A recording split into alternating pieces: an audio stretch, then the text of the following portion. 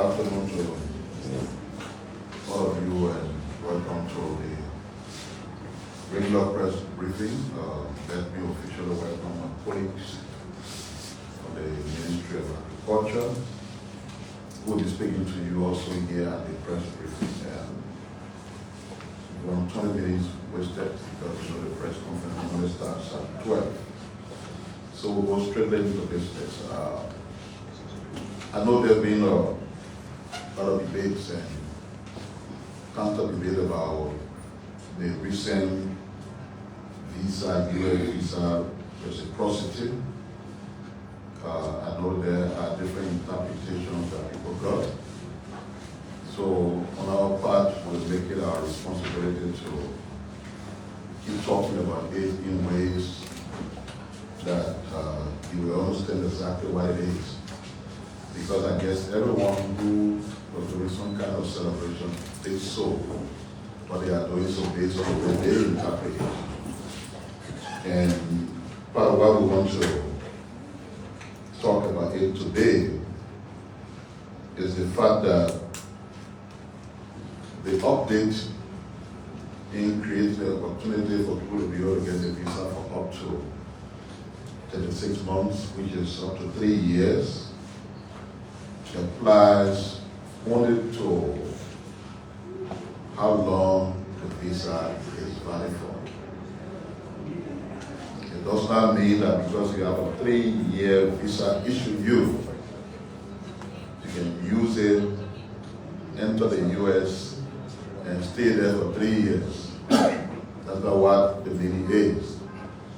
It also does not mean that you can use that visa to enter the United States with the privilege or opportunity to work. No.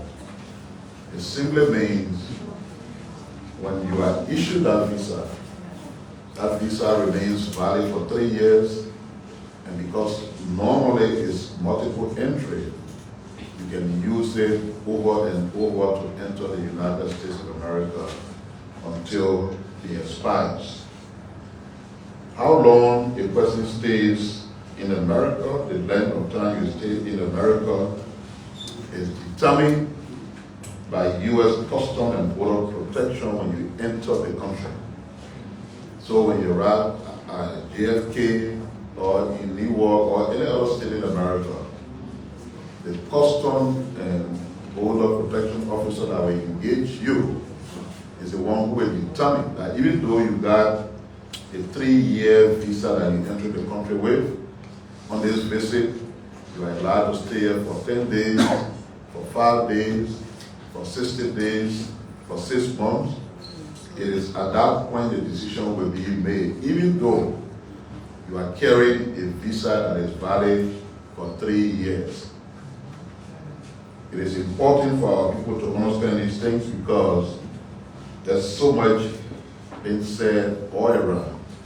The good thing about it is that while other countries, as Nigeria for example, was in a category where they used to issue visa to their citizens for up to 5 years, we had a maximum period of getting visa for just a year. That was the maximum. This adjustment means some people, based on the determination made by the counselor who was doing the interview, could get visa for 2 years. Some could get visa for 3 years. People will still get visa for 1 year. And some will still get it for as low as 3 months, which is the case in some single entry visas. All those other options are still there, but who gets what? It's a determination that is made at the embassy at the time you are engaged with the counselor who's interviewing you, and who will make a determination as to whether you qualify to get a visa or not. What that means also, which you got to know, is that some people will still be denied visa. Because not everybody who applies for visa and stand before the consular at the embassy is deserving of a visa. Who makes the decision? The consular at the embassy who's doing the interview at that time. We just thought to provide these clarification, and we'll continue to provide more clarification as we get them, so that we are all in line with what the expectations are. We don't want people to have expectations that don't exist, because there are some people thinking it's a free heaven now, right? So anytime you apply for a visa, you go to the embassy, they're supposed to give it to you. No, that's not what it is. That determination will always be made by the folks who are responsible for issuing the visa as to who gets it. If they deem that you're supposed to get visa, and they say, okay, you qualify to get a visa for 3 months, single entry, they'll give you for 3 months. 6 months, they will give you 1 year. But the point is, they can now make a decision to give somebody a visa up to 3 years. And there will be people who, when they appear at the embassy based on the determination of the consular, will be given a visa for up to 3 years. We have announced that much work, development work, will take place under the Barker administration. We are in the dry season. Some of the work commenced already.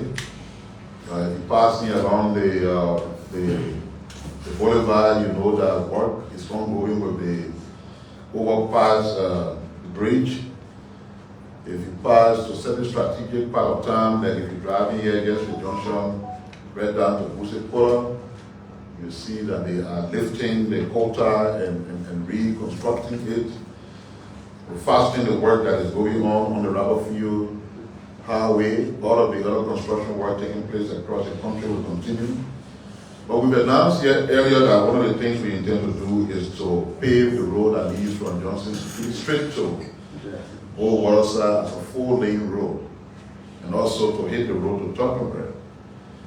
The way that that project is supposed to take place is the result of a concession agreement between the government of Liberia and October4, our associate incorporated.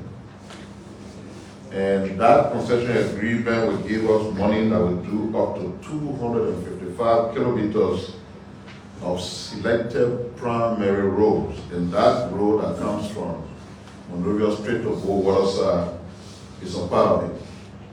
So the Interministerial Committee of the government, which is under the executive, for it is the responsibility of the executive to make arrangement to negotiate for concessions on behalf of the country. They did that, and the agreement was signed between the Republic of Liberia through the Interministerial Committee and October4. Now the Liberian Senate will hold a joint Senate section on the concession so that it can move towards ratification.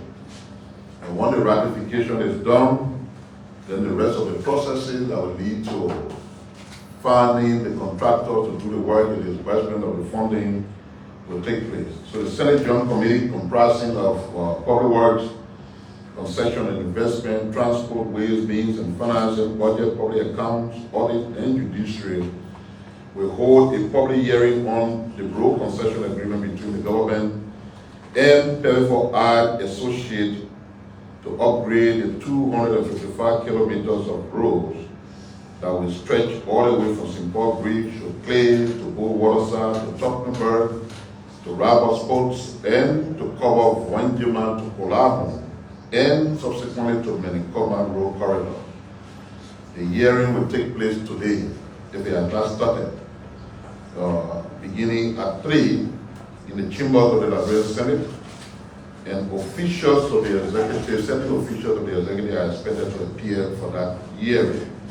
And they include the Minister of Public Works, the Minister of Finance and Development Planning, the Minister of Justice, the Minister of Transport, Chair of the National Investment Commission, the Chairperson of the PPCC. The cost of the agreement is around $363.9 million and will be paid for through a blended cash and debt financing model.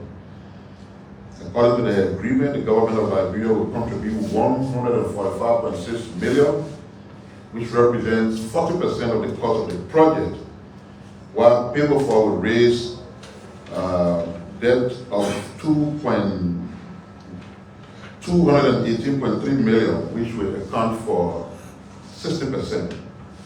Once completed, Those roads will be toll roads, meaning they will create the facilities that those of you who have traveled to advanced countries, you will reach to certain places, there are toll gates, you gotta pay before you cross, because that is how we will service the loan that is being taken, that will be taken, which is the 60% to do the project. And that hearing will be presided over by Senator Albert Chie, who is the chair of the Committee on Public Works.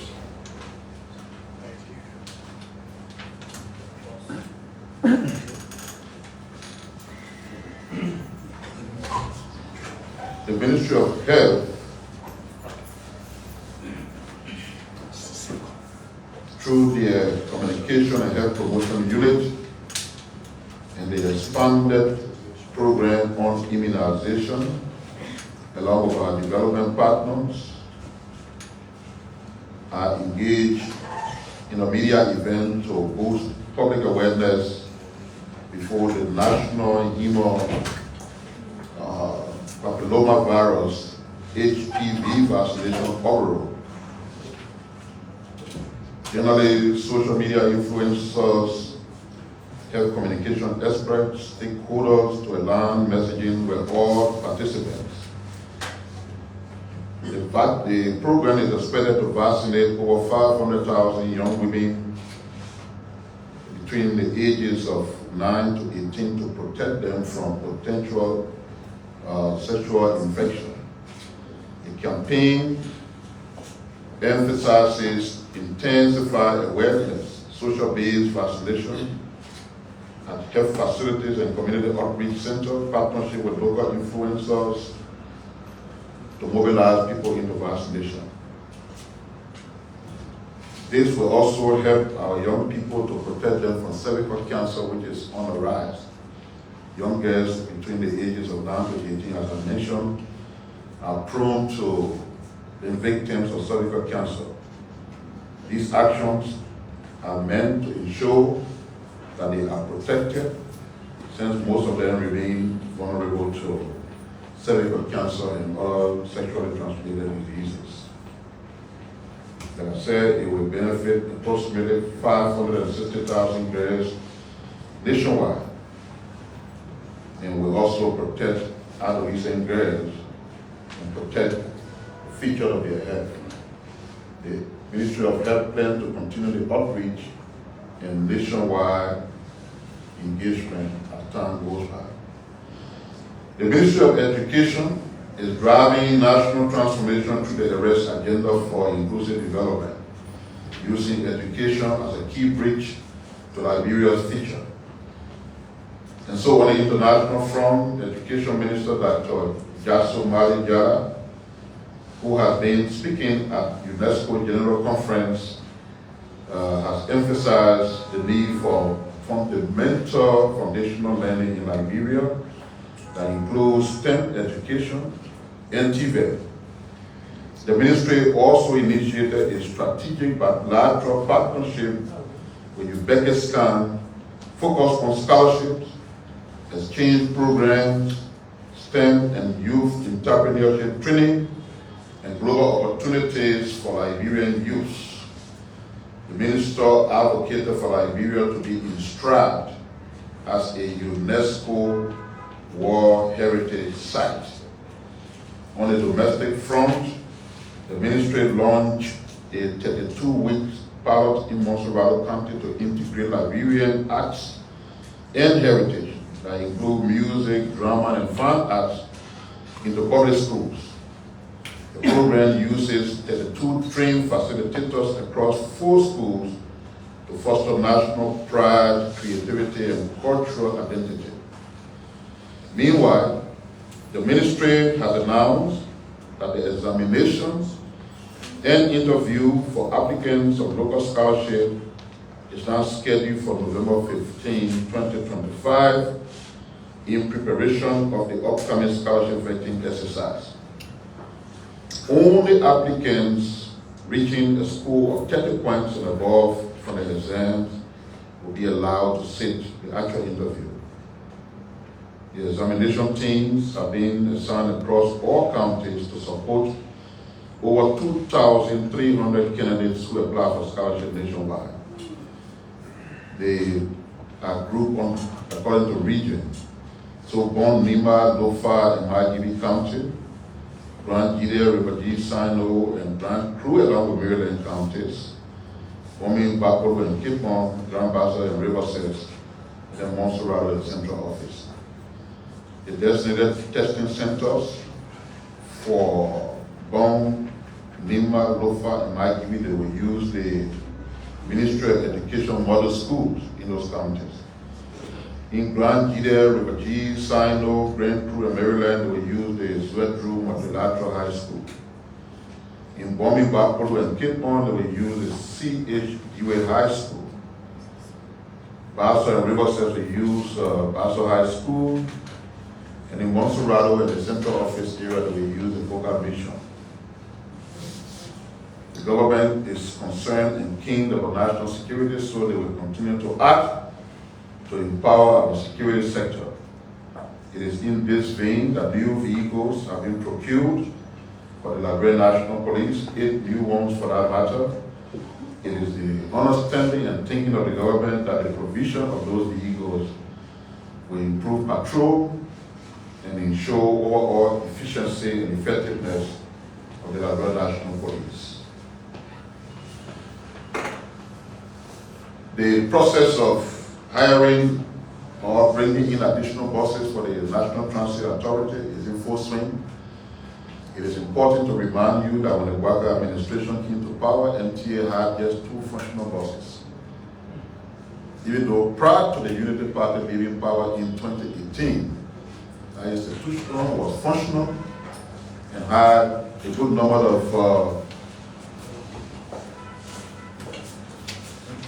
buses that were servicing our people. But like I said, when we came, we made just 2 buses. The MTA has been making an effort to revamp that system and make it work like it used to be before. So, 35 of the brand new buses that were procured by the MTA are already in the country. Those 35 buses are all 60-seater. They are already here.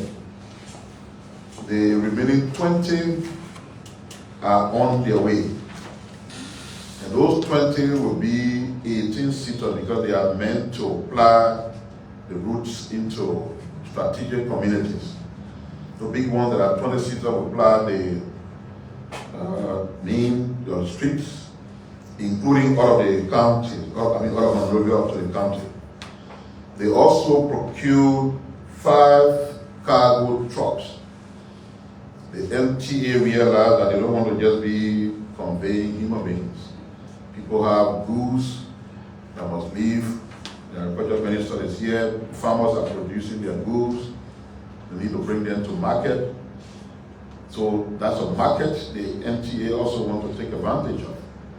So those cargo trucks, 5 of them brand new, will be used to be lifting goods and providing other services, while the buses that they're bringing in will convey actual human beings to different destinations.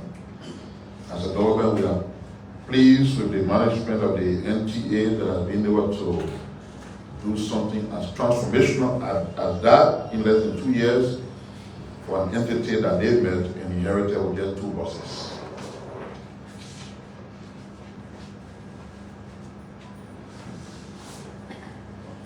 The National Food Authority Coordination Department has been hosting a stakeholder engagement on all spillage preparedness. The hosted a 1-day stakeholder engagement at the headquarters on Busho Island. The engagement, among other things, was aimed at strengthening collaboration between the public and private sector in the prevention and management of all spills within Liberia territorial water. The forum held as part of the National Oil Spill Preparedness Initiative brought together major maritime institutions and industry stakeholders to discuss strategies for enhancing operational readiness, response coordination, and environmental protection.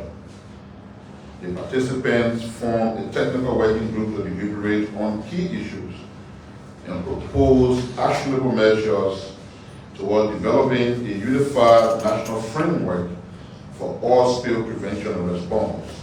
At the close of the section, the technical committees outlined plans to draft, validate, and operationalize Liberia's first national oil spill preparedness and response framework.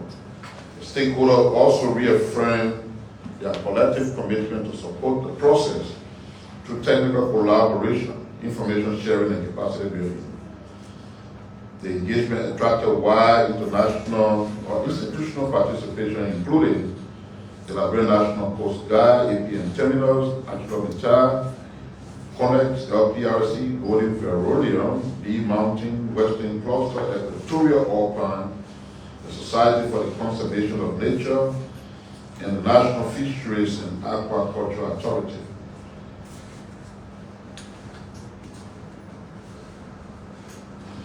Liberia has been laying focus on how well we can engage with the diaspora. For the first time, we had a National Diaspora Conference in the U.S. This December, we are having what we call the Diaspora Homecoming.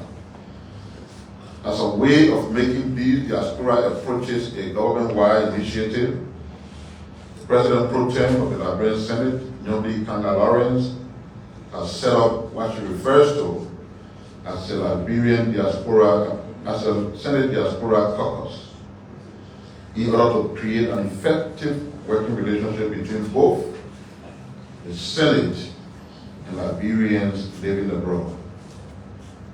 The Pro Tem made that announcement on October 30th during the 47th sitting at the second session. Those appointed on that caucus include Abraham Darius Dillon, Senator of Monterrey, as chair, and Dillon is already chair of the Senate Committee on Foreign Affairs. The co-chair is River G County Senator Francis Doko. Other members of the committee are Senator Daba Papeda, Senator Nyan D. Twine, Senator Bodo Kanem, and Senator Amara Tony. Additionally, Lofa County Senator Momo Saros, Sando County Senator Augustine Chie, and Bon County Chairperson or Senator Johnny Quay were also appointed to the committee.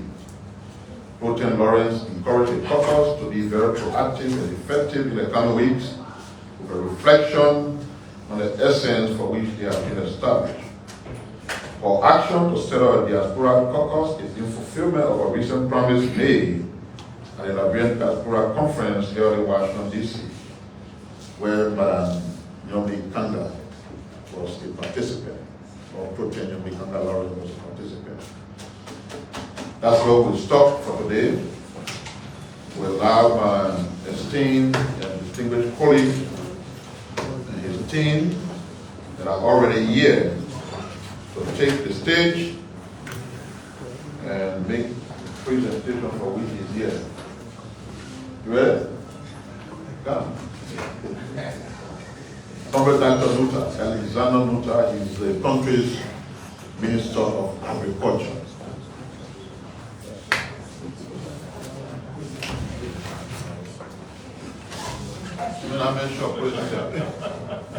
You.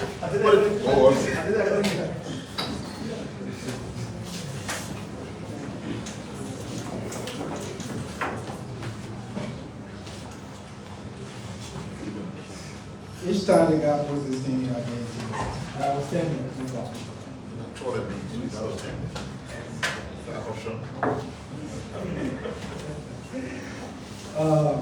Ladies and gentlemen, let me extend sincere thanks to the appreciation with the family here.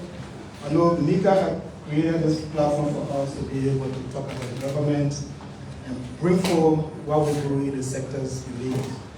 So, from the peer and the team here at MICAT, we want to say thank you for today's opportunity to be talking to you.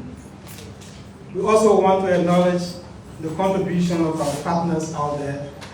I know agriculture is a broader sector, but we have partners and stakeholders who are making the sector work.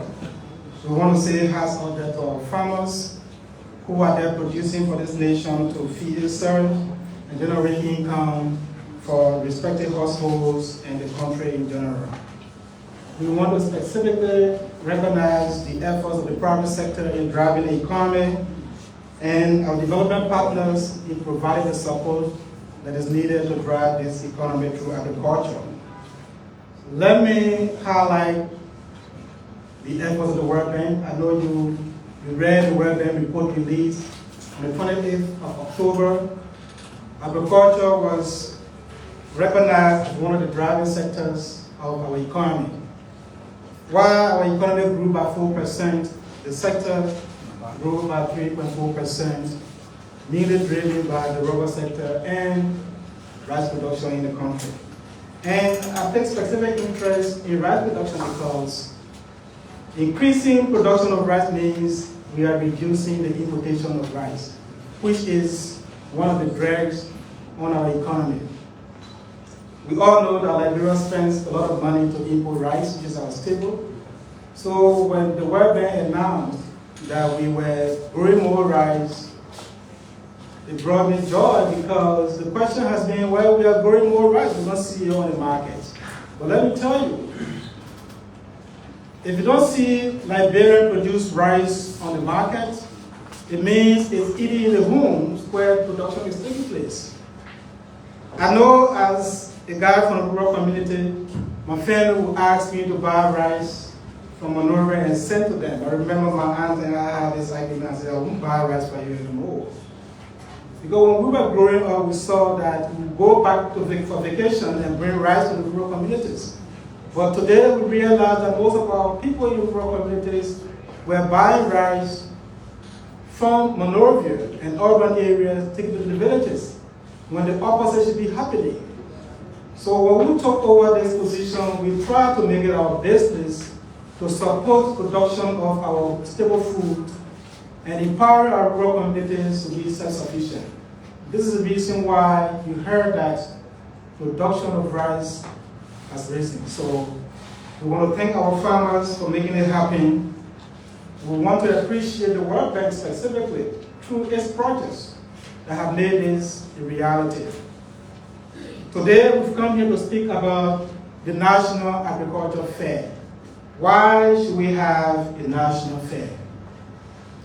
I'll backtrack a little bit before I came to the objective. The National Fair is actually as a result of a legislative enactment that empower the Ministry of Agriculture to have this annual event to be able to recognize the efforts of our farmers who work tirelessly to feed the nation and take care of the families that they themselves raise. So the Executive Board of Liberia mandated that the Ministry of Agriculture holds this annual event, and after that act was passed in 1956, the Ministry of Agriculture, then Secretary of Agriculture, or Department of Agriculture, had the first national fair on Randa Street, where today we have the Abidjan supermarket. That was where the first took place. Thereafter, there were a series of other activities, but because of our crisis, it kind of was slowed down. And later on along the way, it got mingled with the World Food Day celebration. So in 2006, after the restoration of stability, the Ministry of Agriculture had the first post-war fair in 2006 in Tottenham, Bombay County. And in 2007, another was held in Nuetah County under Minister Dr. Chris Toll. Series of other activities took place under the leadership of Minister Cooper. There were fair here. I remember the last one was held in Cary. And in 2024, we had a national fair at the Booker T. Washington Institute in Miami County. But what is the fair intended to achieve? At this fair, we display or showcase what our farmers are doing out there, what they are producing, and those who are into agro-value addition, what are they doing in the sector. This year, we are going to be celebrating the fair on a theme, empowering farmers and enriching the nation. Why did we choose this theme? As you all know, agriculture is the largest sector in this economy, catering to over 70% of our population.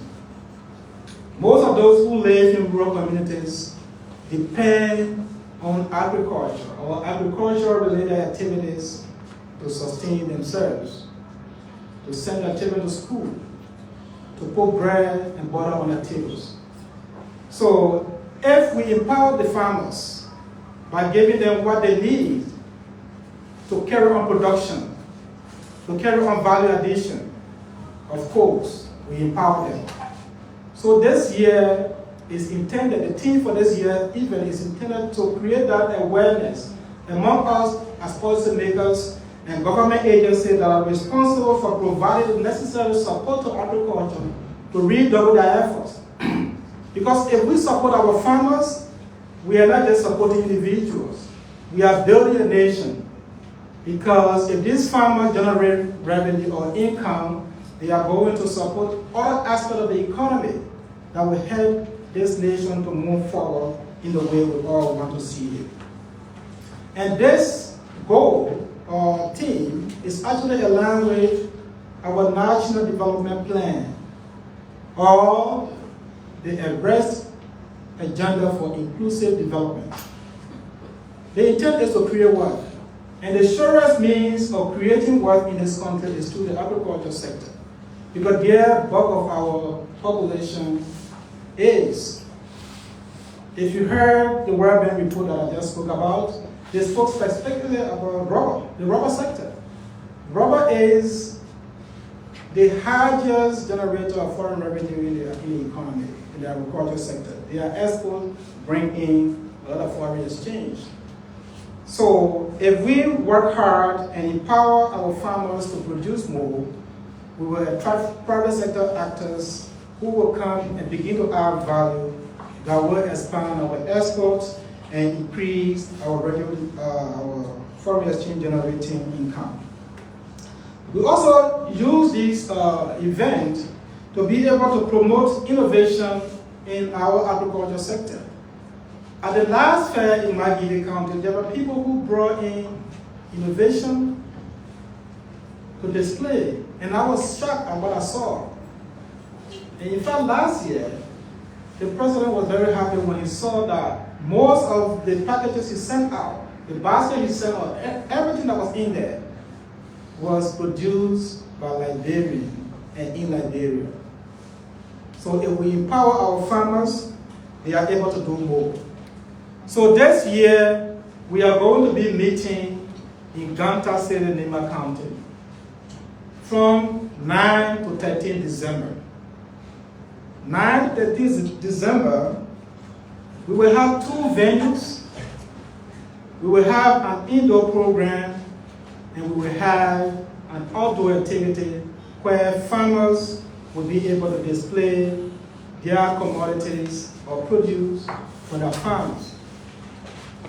We consider 2025, NAP or NAP 2025, a specific event, an important event for us because it's not just going to be locals. We are going to be honored to have the Director General of the Food and Agriculture Organization, the FAO, coming to grace this event, this occasion. He's going to be coming here from the 10th to the 12th. So he's going to be gracing the NAV in 2025. We've also got assurance that the president of Tuskegee University in the United States is going to be visiting us along with a delegation from that institution. For those of you who may be aware, Tuskegee has a long history with Liberia's development. In fact, that's the first black university in the United States that was popular in creating consciousness among the black people in that country. Through Liberia's involvement with them, we are able to have today what we call the Booker T. Washington Institute. BWI is an offspring of the relationship between Liberia and Tuskegee University. So when the president expressed interest to come to Liberia to be a part of our NAV, we were very excited because it tells us that Liberia and Tuskegee will get back together and see how we revamp BWI. In fact, the Honorable Minister is a product of BWI, and he's very proud to say he's a product. When he started trying to get my job from me, he was saying, well, I did agriculture at BWI. At the last fair, the man said, well, I'm an agriculture product too. I did BWI, graduate of BWI. I went to the University of Liberia, did agriculture. But the emphasis was on BWI because BWI laid firm foundation for most of our people you see here. Technically, they were strong. If you look even the financial sector, our Minister of Finance graduated from BWI. A couple of our officials, they take pride in their association with BWI. We know we have had problems with BWI since the war, we've not been able to reach the post-war status. But we believe that rejuvenating our engagement with Tuskegee University may see some improvement in what happens at BWI. And the president is quite involved with this engagement.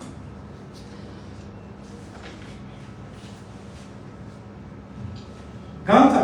Why did we choose Ganta as the venue for NAP 2025? We all know that in Liberia we identified 3 counties as the breadbasket counties of Liberia: Bom, Lofa, and Nima counties. And Nima County happens to be one of the food basket counties. So specifically, we are going to Nima to be able to celebrate with the people, the farmers of Nima County. But let me also emphasize that Nima is the host of the Cocoa Seed Garden we have in Liberia. That seed garden is indeed in Nima County.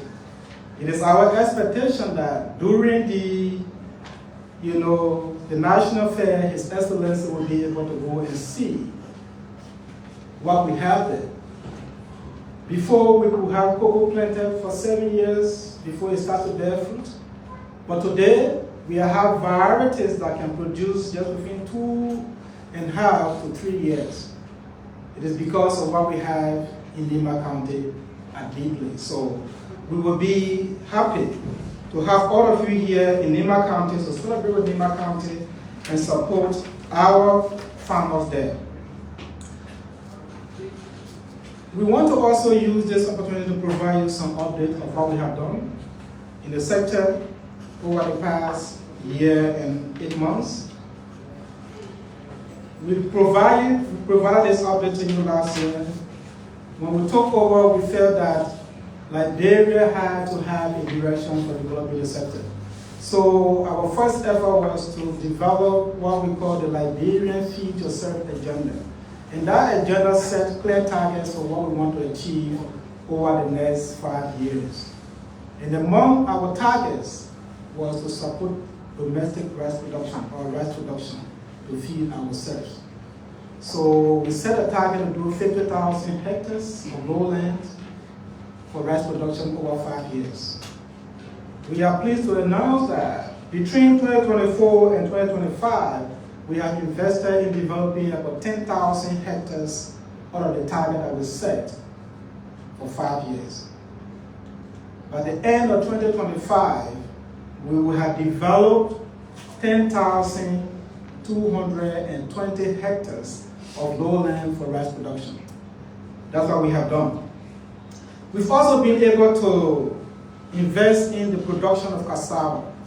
We have said cassava is our second staple food in this country, but also is critical for income generation, especially among women and the young people. So in our target, we said we want to develop 20,000 hectares of land for cassava production. When we say develop, we are not using the way we've done it before. We are putting our farmers into smaller production units of 25 per unit and developing the land on which to produce. So between 2024 and 2025, we've been able to invest in about 800 hectares. 800 hectares is around 2,000 acres of land. What we do is we form these smaller groups and use farm missionaries to go and lay out a place for them to grow cassava.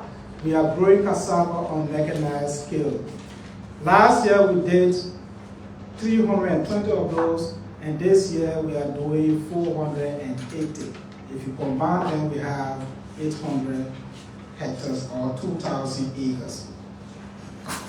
We also want to announce that we've done well with expanding the area of land on cocoa production. In Nuetah, Nima, one of our projects has supported the cultivation of 10,209 hectares of land for cocoa production. Our target for the NADP for cocoa has been 20,000 hectares, but at this level we've done well. It is our expectation that by 2025 we have done more. We are encouraging investors to come here. For the cassava sector, for example, we'll be able to attract some investors who will be doing the starch factory here to enable our farmers generate more income for themselves. We have also been able to bring in 9 different cassava varieties that our farmers will be using. Initially, we brought in 7 that are being multiplied at carry. But the reason I came late is we were in a steering committee meeting on the Seed for Liberia project, and I just learned from the report that they brought in additional 2 new varieties that will be sent to our farmers for multiplication. 2 or 3 of these varieties are specifically meant for starch production. So the starch content in these varieties are higher. They are there to support the processing facility that we are trying to build. We want to establish that the government remains committed to supporting our smallholder farmers and encouraging our commercial farmers to scale up production and invest in the sector. We have been working hard to support feeder road development through the Ministry of Agriculture feeder road program. We have on process right now to develop additional 200 kilometers of roads in Nuetah and Nima. Those roads to Kime are on the way, and by next year at this time, they should have been completed. We also want to show that we remain committed to giving our farmers all of the input that are necessary to carry on production. We want to encourage our stakeholders, our partners, to continue to support our smallholder farmers. We want to acknowledge the continuous support of the African Development Bank, the World Bank, the European Union, and other bilateral partners who are supporting our farmers in the area of land preparation, supply of inputs, and creating the access to finance that they all have today, some of them have today. Through some of our projects, some of our farmers are able to access small grants to enable them to do what they need to do. So today, we want to call upon you in the media, and those of you who are out there, to all congregate in Nima County, Ganta City, on between December 9 and 13, to celebrate our farmers. At that fair, produce will be brought. We expect you, the audience, to purchase from them. The reason our farmers will be leaving the faraway distances to come to Uganda will be not just to display what they have, but to also be able to make some money. So you should prepare yourself, put some money in your pocket, go to Nima County, and purchase from our farmers so we can help create some additional work. We want to thank you, say thank you to His Honorable Minister, the Olympic market here, I know you do this better. So thank you for being the avenue for us. We will now hand over as we have. Yes.